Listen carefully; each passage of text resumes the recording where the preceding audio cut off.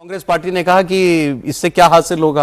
उन्होंने तो ये भी कहा कि वो देखो अभी तो तुम पहलगाम के आतंकवादी नहीं पकड़ पाए, वो भी घूम रहे हैं और अब हमारे नेता भी घूमने चले। ये उनके वर्ड, कांग्रेस पार्टी के वर्ड्स हैं। नहीं, बिल्कुल। मैं एक बार ये फॉरेन पॉलिसी पर भी एक बहुत पिन पॉइंटेड जवाब देना चाहता हूं। ये कहना कि फॉरेन पॉलिसी देश की फेल हो गई, मुझे लगता है कि ये बिल्कुल अनजाने में या मासूमियत का प्रश्न नहीं है।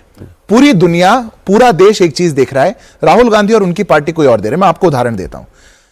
72 घंटों के अंदर ऑपरेशन सिंदूर के भारत ने 28 देशों को बुलाया, उनकी ग्लोबल ब्रीफिंग करी।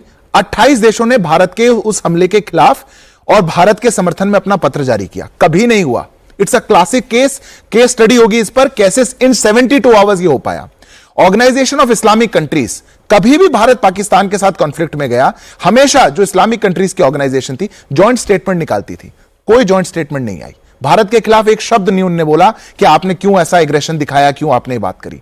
यूएन सिक्योरिटी काउंसिल, जब हम 71 के युद्ध में गए, लगभग 1 दर्जन यूएन सिक्योरिटी काउंसिल में भारत के खिलाफ प्रस्ताव गए थे। हमको रशिया से आग्रह करके वीटो करवाना पड़ा था, रुकवाना पड़ा था। एक यूएन सिक्योरिटी काउंसिल में भारत के खिलाफ रेजोल्यूशन नहीं गया।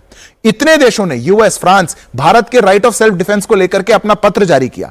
अगर इतनी चीजें ग्लोबली हो रही हो, पूरी दुनिया देख रही हो, हमने इंटरनेशनल बॉर्डर पार कर दिया, कोई देश हमको कुछ नहीं कह रहा। हमने एक WTO की ट्रीटी, एक इंडस वाटर ट्रीटी को अबेंस में डाल दिया, जिसको एक्ट ऑफ वॉर माना जाता है, कोई दुनिया का देश हम पर प्रेशर नहीं बना रहा। यह भारत आज कर पा रहा है हमारी काबिलियत से। यह राहुल गांधी को नहीं दिखता। यह कमाल बात है। अब मैं मान नहीं सकता कि उनको नहीं दिखता, मैं ये मानता हूं कि उनको दिखता है, पर वो अपनी राजनीति के लिए इसको देखते नहीं। नहीं, ये आपने जो बात कही एक्चुअली बड़ी बात है कि हमने पाकिस्तान पे हमला किया था, पाकिस्तान चिल्ला रहा था, ये देखिए भारत एग्रेशन कर रहा है। हाँ। लेकिन किसी मुल्क ने भारत के एग्रेशन को गलत नहीं बताया। ये तो दुनिया कहती है कि भाई आप दोनों मिलकर बैठ के बात कीजिए, नहीं बम गोला नहीं चलना चाहिए, अपनी आर्मी इसको पीछे कीजिए। लेकिन बात ये, किसी ने भारत को गलत नहीं ठहराया कि आपको हमला नहीं करना चाहिए था, यह किसी ने नहीं बोला। अब एक सवाल और रह जाता है कि ये इंडिया पाक हाइफनेशन जो है ये दोबारा हो गया। कहने का मतलब था कि भाई पहले अगर कोई, मान लीजिए अमेरिका का राष्ट्रपति भारत आता था तो वो साथ साथ पाकिस्तान भी जाता था उसी दौरे में, वरना पाकिस्तान चिढ़ता था। अब वो सिलसिला बंद हो गया है क्योंकि भारत एक बहुत बड़ा मुल्क, बहुत बड़ी रफ्तार से आगे, तेज रफ्तार से आगे चल रहा है। तो अब वो ये कह रहे हैं कि आपने फिर से पाकिस्तान को अपने साथ लगा लिया। देखिए, बिल्कुल नहीं लगाया सौरभ जी। भारत और पाकिस्तान की कोई तुलना नहीं है। इस चलते हुए युद्ध के टाइम में ही भारत 4th इकोनॉमी बन गई, 4th लार्जेस्ट इकोनॉमी। चलते हुए युद्ध के टाइम में ही हमारा पहले एक राज्य था महाराष्ट्र, जिसकी जीडीपी पाकिस्तान से ज्यादा थी, अब 2 राज्यों की हो गई है, तमिलनाडु की भी ज्यादा हो चुकी है। कोई तुलना नहीं है। जो उनका पूरा डिफेंस बजट है, उतने के हमने रफेल खरीद लिए थे अभी। यह पूरा विश्व भी जानता है। ऐसे समय में जब कोई भी और विश्व में कहीं भी कॉन्फ्लिक्ट होता है तो भारत भी अपना एक स्टैंस देता है। हम भी रशिया, यूक्रेन बोलते हैं, हम भी कोई और देशों का नाम लेते हैं। पूरी दुनिया हो सकती है कि कहेगी। ताकत का फर्क दुनिया जानती है।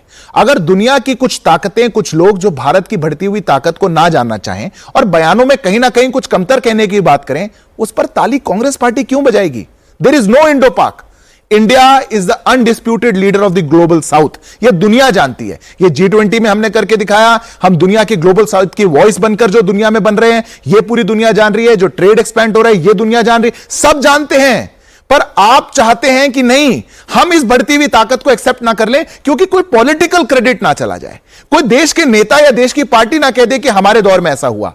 देखिए, देश की वास्तविकता और सच्चाई का अगर कोई नेचुरल क्रेडिट कहीं जाता है, उसको कोई चाह के भी नहीं रोक सकता, क्योंकि वो देश का क्रेडिट है। छोड़ दीजिए, कांग्रेस पार्टी आएगी, जो कहना चाहेगी, जो कहेगी सो कहेगी, पर जो देश में हो रहा है, आप उस पर आंख मूंद करके, उसको झुटला करके या उसको कमतर दिखा करके पूरे विश्व में भारत की छवि को डाउन करें और तालियां बजवाएं, ऐसा काम तो नहीं होना चाहिए। जनरल साहब, आपको लगता है कहीं क्रेडिट की लड़ाई है नेताओं के बीच में, राहुल गांधी और मोदी जी के बीच में?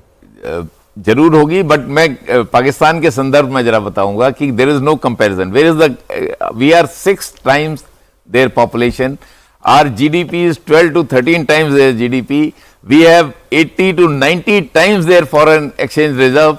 एंड अगर आप देखें तो आज वहां पे बलूचिस्तान में क्या लड़ाई हो रही है, पख्तूनवा में क्या हो रहा है, सिंध में क्या हो रहा है। Pakistan is hardly a country only. Pakistan, जो पंजाब है वो एक पाकिस्तान रह गया, बाकी गिलगिट बाल्टिस्तान में there is no comparison. Nuclear संदर्भ में देखिए, न्यूक्लियर ब्लैकमेलिंग की बात करते थे, एंड भारत ने हर समय बालाकोट में, डिस्पाइट द न्यूक्लियर ब्लैकमेलिंग, अभी कारगिल के टाइम में, दोनों उसके बावजूद भारत ने अपनी जो एक will to defend the national integrity and sovereignty and also the people of the country, वो दिखाई है। और ये कोई देयर इज नो कंपैरिजन।